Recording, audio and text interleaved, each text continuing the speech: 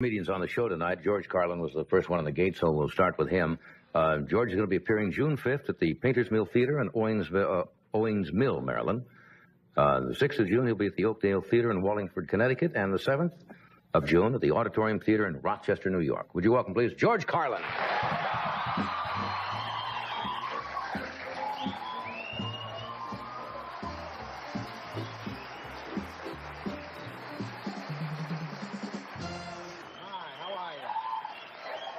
Hello. Hi. How you doing? Okay, I guess, huh? Yeah, feel nice. That's good. I don't have any opening announcements tonight, so I'll go right into my routine. I had kind of an interesting morning. This morning I ate at the usual place, the restaurant for the unclean. I had been eating over at the International House of Salt and Pepper, but don't like the selection. I noticed something this morning that had escaped me. There are people who like Raisin Bran without the raisins. And if you are one of these people, you know that in order to have it that way, you have to clean the Raisin Bran. That's right. You have to take either a desk drawer or the top of a shoebox is what good. The top of the shoebox, you have to put the Raisin Bran on the top and sort of jiggle it and roll those raisins out of there. Roll those raisins right out of there. Yeah. Of course, that's street Raisin Bran I'm talking about now. I'm not talking about the cents, which is so hard to get and you don't have to clean anyway. So it's been, like I say, an interesting morning. Let me mention one other thing about breakfast foods, as long as I'm on the subject. Don't often get on that subject with the public. What wine goes with Freakies? I have trouble selecting a wine in the morning.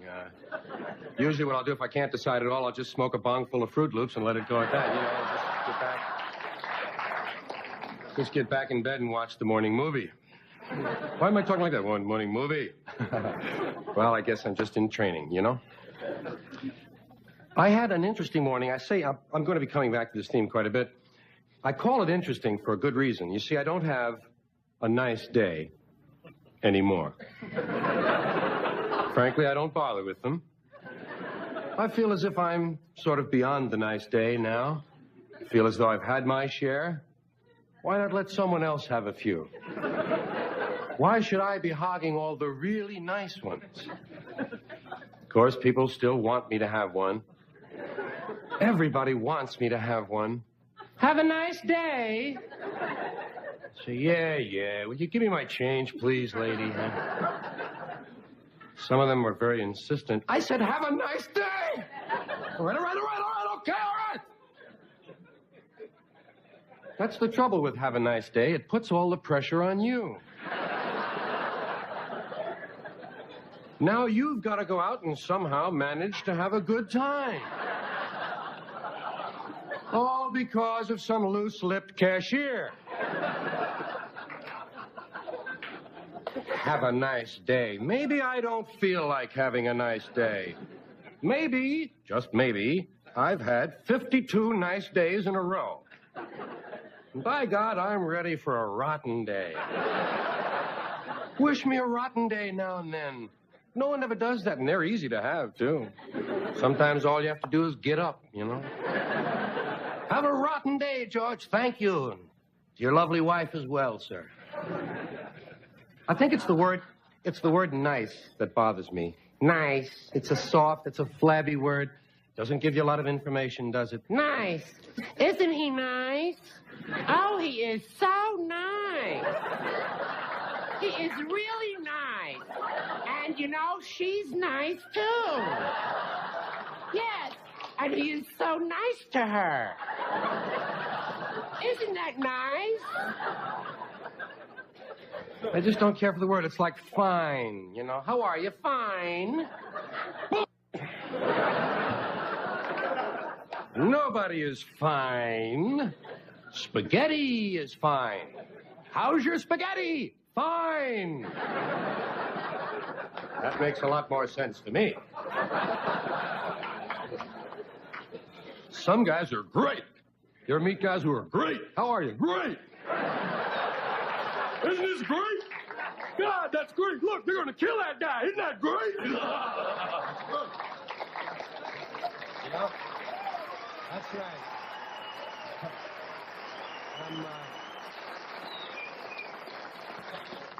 I've checked myself out. I'm not nice. I'm not fine. I'm not great.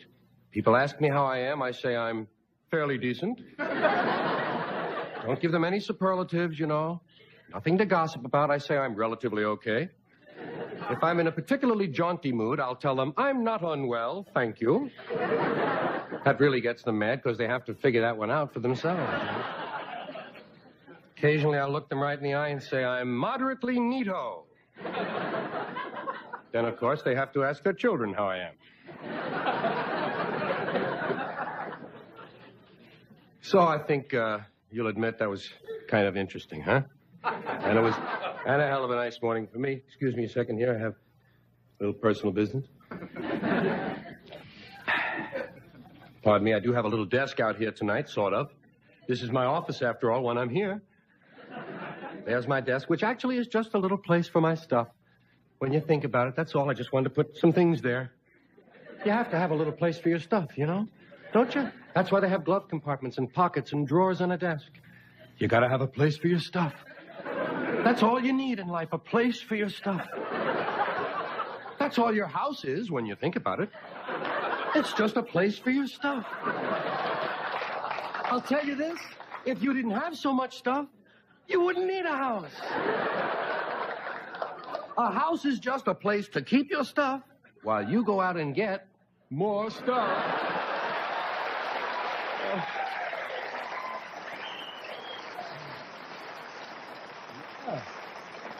In fact, sometimes you gotta move. No room for your stuff. You gotta get a bigger place, because that's all a house is a big pile of stuff. Everybody's got a little pile of stuff. Everybody got a pile of stuff, and you lock your stuff up when you leave. Gotta lock your stuff, huh? Somebody might come along and take some of your stuff. And they always take the good stuff. You notice that? They never bother with all that trash you're saving. Do you ever notice when you go to somebody else's house that you don't quite feel at ease? You know why? No room for your stuff. Somebody else's stuff is all over the place. No wonder you feel dumb there. You go to somebody's house and you're not expecting to stay overnight. You know that situation? Just going over for dinner. Have a little cocoa and gin or something, whatever your style. Just a little something for the evening, but you're not supposed to stay over, but then the bridge is washed out and you do. They give you a little bedroom that they haven't used in years. You know, in fact, someone died in it 11 years ago. And they haven't moved any of his stuff. Or any kind of little bedroom they give you, there's always a little dresser right next to the bed, and there's never any room for your stuff. Why? Somebody else's crap is all over the top of the dresser. Have you noticed that their stuff is crap and your crap is stuff? Get in. You say, get that crap out of my way and let me put my stuff down. Now, sometimes when you go on vacation, you got to bring some of your stuff with you. Can't bring all of your stuff. You bring just the stuff you know you're going to need for 2 weeks, about 2 weeks worth of stuff. And you go over to the big hotel in Honolulu, going to be there for 2 weeks, and you open up your stuff and you start putting your stuff out because you got to have some stuff. You don't feel so good because you're half a world from home, but here's your stuff, so everything must be okay. Just putting your stuff there. And you start to feel all right after a day and a half. That's when your friend from Maui calls up. Says, why don't you come over and spend the weekend over here? So, wow. Now what do I pack? Right, you got to pack an even smaller version of your stuff, the third version of your house. Just enough stuff for a weekend on Maui. You get over there and you put up your stuff, a little Visine, you put it on the windowsill, whatever you have, you put your stuff up and you start to feel okay. It takes about an hour and a half. You know you're extended now. Supply lines are getting longer and harder to maintain. You've got stuff here, stuff there, and stuff way back there. But you finally get your stuff put up and it's okay after about an hour. That's when your friend says, hey, I think tonight we'll go over the other side of the island and spend the night at my friend's house. Wow. Now what do you bring? Just whatever's in your hand. I figured that out myself. I'll close here by just one observation that I made driving over here. have you noticed that most of the women who are against abortion are women that you wouldn't want to get pregnant in the first place, man?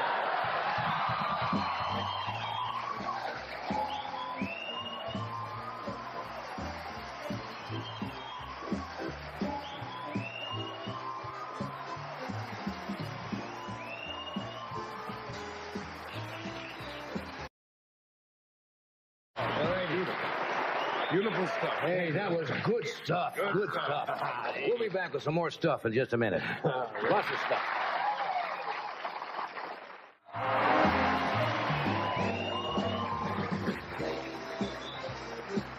We're back with George Carlin. Richard Pryor will be with us in a little while. I love to listen to your material because it all comes out of truth. And when you were talking about phrases like "have a nice day," I was thinking as you said that, we use so many of those phrases. Like, you meet somebody. Did you ever walk into a building? You work in a building like people say work at NBC, and you see the person the first time. Mm-hmm. You say good morning or hello or how are you. Now, you inevitably run into them again in the hall. Right. Yeah. And do you say hello again, or do you not say hello? So are you still okay? Yeah. Because they start with things. There should be certain phrases that they could retire, like "how's it going?" Oh, yeah. Some of them are really old. The one I hate when people say, how are they treating you? Yeah. As if there's this group of people in your house, you know. Mistreating you in some way. Or are they keeping you busy? That bothers me. Keeping you busy lately? As if they have a right to keep me busy. No, they're not. I keep them as busy as possible. Watching. Maybe they should have retired certain phrases. Yeah. Just say hello, good morning. Yeah. And that's it. There's just too many ways to say hello and goodbye. You know what's interesting? To decide to change the way you say goodbye. You know, you get into a rut. You get into years at a time where you always say, okay, take it easy. Yeah, hey, take it easy. Then you learn another one and you start just switching and say, hey, straight ahead. Okay, straight ahead now. Right. See you later. You know, you have to decide on which one. Wow. I think you should send out cards to people when you decide to change your goodbye, you know? So, you know, just like you change your I'll be address? saying, Who cares? As good as anything Right. else. So what have you been working on lately? Well, you know, I always have a few show business things. I'm always branching out. I'm doing a show that's been getting a lot of publicity here now. I'm getting my act together and taking it into the bathroom. That's the road show version. Yeah, the road show. Right. Then we're going to do, then we're doing a hat full of Braunschweiger. Out full of Braunschweiger. It's about a guy who's hooked on liver paste, I think. But, you know, I've been keeping mostly busy with causes and little, you know, things that interest me. Parakeet menopause is an issue that I think it's highly overlooked. Yeah. Highly overlooked. I think its time has come, and, of course, the problem of gay grandparents, especially out here.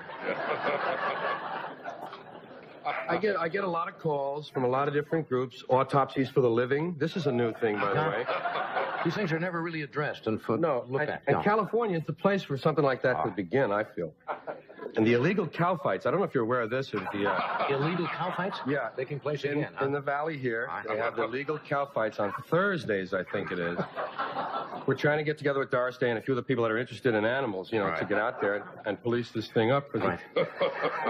Then, you know, if you watch the talk shows, Johnny, especially the afternoon issue kind of talk shows where they have someone on who's written a book about this or that and is working on things, you run into a lot of these problems, I guess.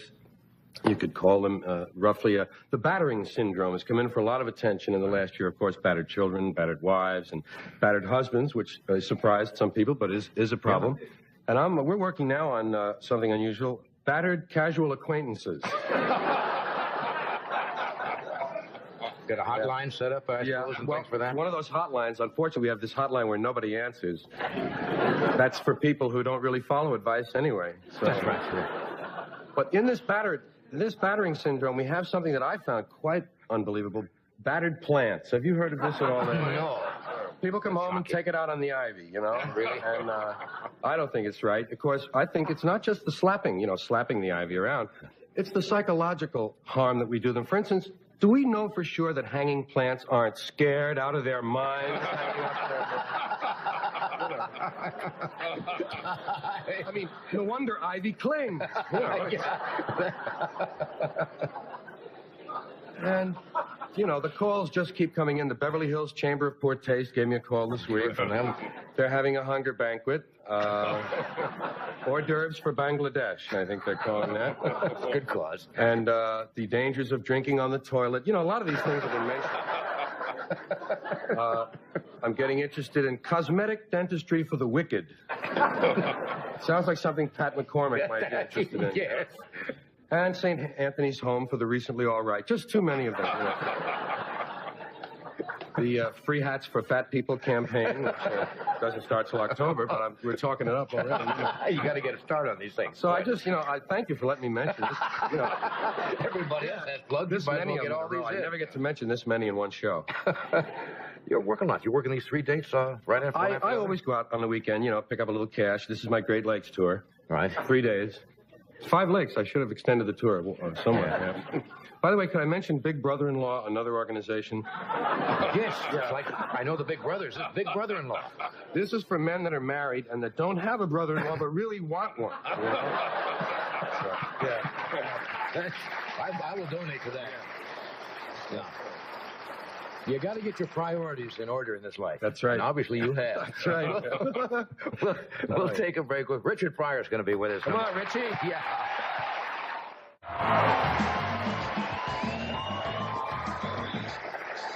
Thank you, Doc. We're back.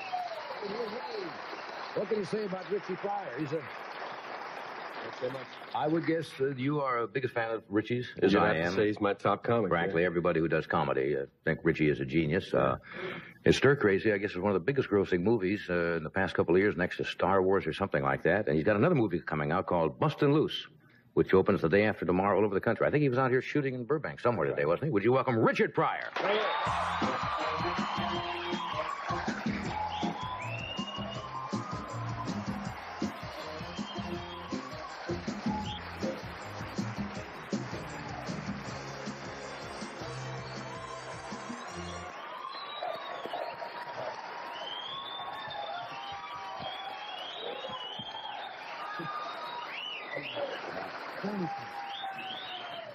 Thank you very much. I sure appreciate that. I'm afraid to say, how's it going? George and I were just talking about... I'm great. Yeah, you're looking really great. Really great. You're looking good. Thank you. Yeah, I'm not seeing you since last time you were here. You were heading for Hawaii. Yeah, I saw you on the Oscar show. Oh, yeah. Right. Were you in Hawaii when that played? Yeah, no, it showed the same night. Usually everything's a week later. That's right. Why did they... I guess we got to get it transported over here, or... I imagine so, Johnny. I guess I would... Couldn't be another reason, could there? Are you all finished with the? You were still undergoing some therapy for the burns and stuff. Are you pretty much through with that? Pretty much through. I just got to go through. Every morning I have to get up and set myself on fire and see how fast I can put it out. Little test. Yes, little test I do every day. So far, so good. Are you? This may sound like a dumb question, but It probably is. But why not? Can't be brilliant questions all the time. But do you ever, when you're sleeping, does this come back sometimes to really? No, really? I never have dreams about it. No. But some people it would affect traumatically. And No, I had one dream about fire, and it was I was driving in a Jeep and with a soldier who was sitting in the back, and I didn't know who he was. And he said, "Just drive, I'll get you through it." And we drove through this forest fire. Yeah. And stopped by a lake, and that's the only thing I had about fire. That's the only time that you even thought about it. Sorry I brought it up. Maybe that was my dumb question. I'm sorry about that. That was my dumb answer. You guys know I was in the Jeep. Yes. Yeah. You guys have never worked. You've never been on the show together. I know that. No, we worked together in the village. We started out in... George used to wear suits. That's right. Well, George has gone through various career changes and Clothing changes. Yes. I was Change your colored clothes, in those George. days. You were what? Colored in those You were days. colored in those days. You've now become black. Yes, and, I was a colored comedian. I was almost colored at that time myself. We worked You remember on Uncle Bleecker Dirty? Street. Uncle Dirty, sure. Yeah, Uncle Dirty used to be with down the village. hanging out, writing down our stuff. Yeah, we started 1965 down there. Yeah. Down at Cafe Go-Go. And we used to idolize Bill Cosby. Yeah. We used to go see him. He was hot. That was something to go see Bill. Yeah. Did you ever even unconsciously pick up on somebody's line and use it? Oh, on purpose. Oh, I mean, actually. That's more honest than I thought I was going to get. In other words, just out and out stealing, huh? Dick Gregory used to have stuff in the Jet magazine, you know, and that's how I started reading his material, and I'd do it on stage. And that was my first breakthrough, as that I got a lot of laughs with his material. Yeah. And then I moved on to Bill Cosby, and I just got a hit with Bill. I know. I was good. And people say, "You sound like Bill." I said, "The hell you mean? This is my voice, Jack." So, no, I did that I made a lot of money as Bill Cosby. Yeah. What's the worst place you ever played? The worst place I ever played? I was L.A. County Jail. That's a tough audience, right? Yeah. Held over, huh? Yes, I was held over for 10 days.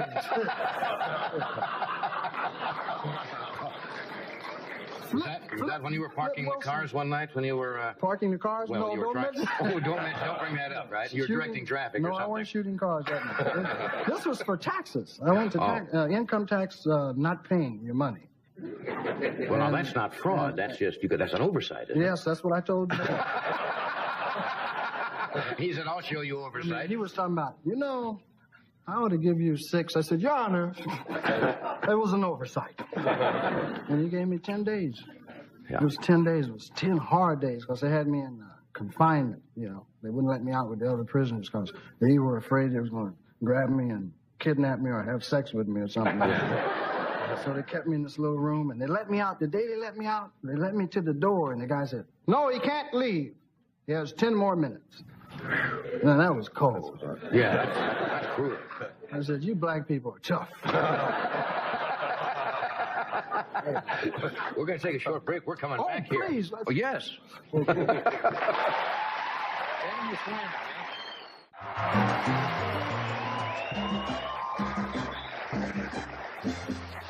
back with Richard Pryor and George Carlin.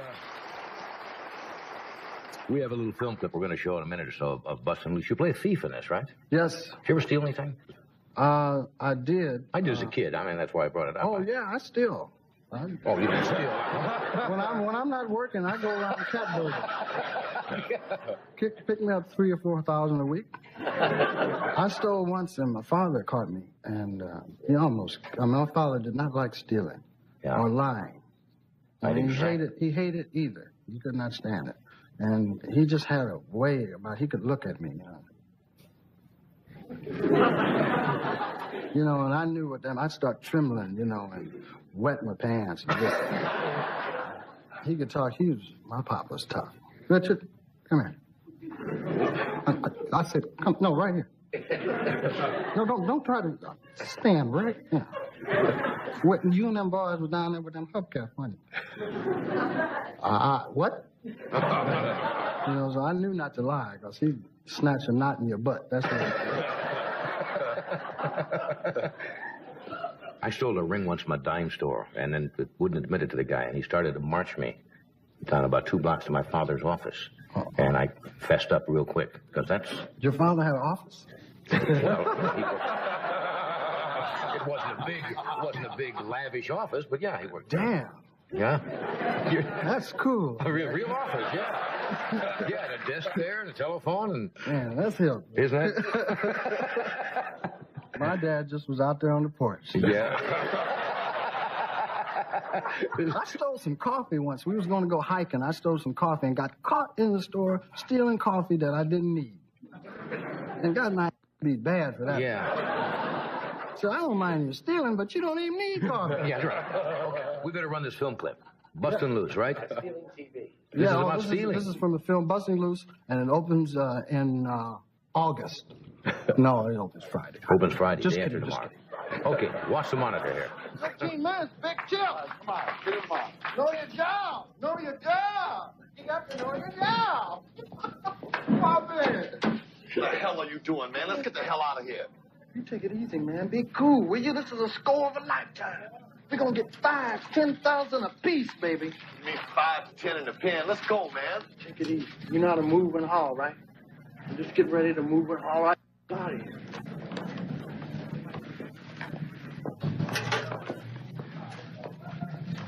How you doing, man?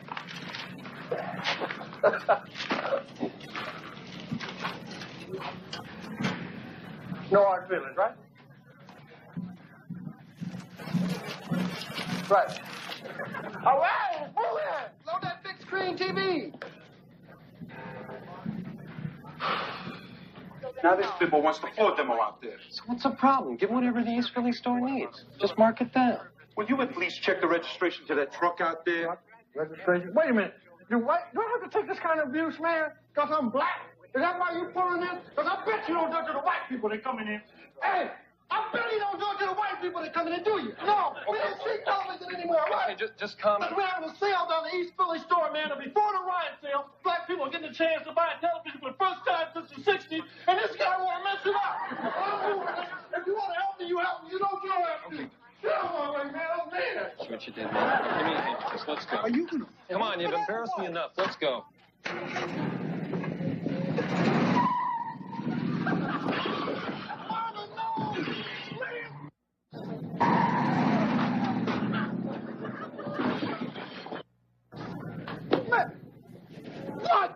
What you going? What are you doing? Huh?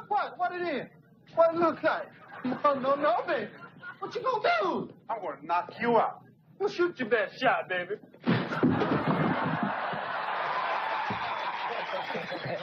Never ask a guy to take his best shot.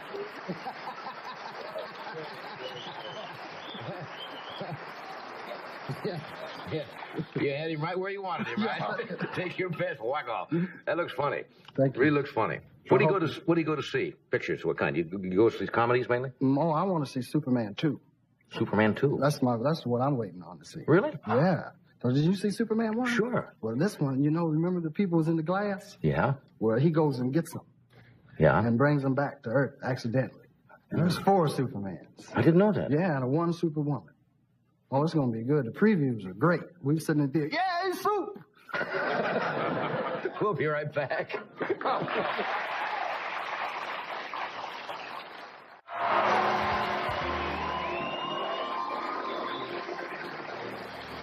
Thank you, Doc. Okay, Bustin' Loose opens day after tomorrow.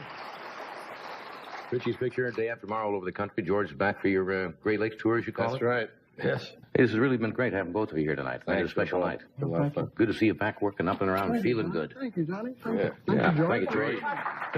And tomorrow night, George Siegel, Rich Hall, and Catherine Harold. Thanks for being with us. Good night.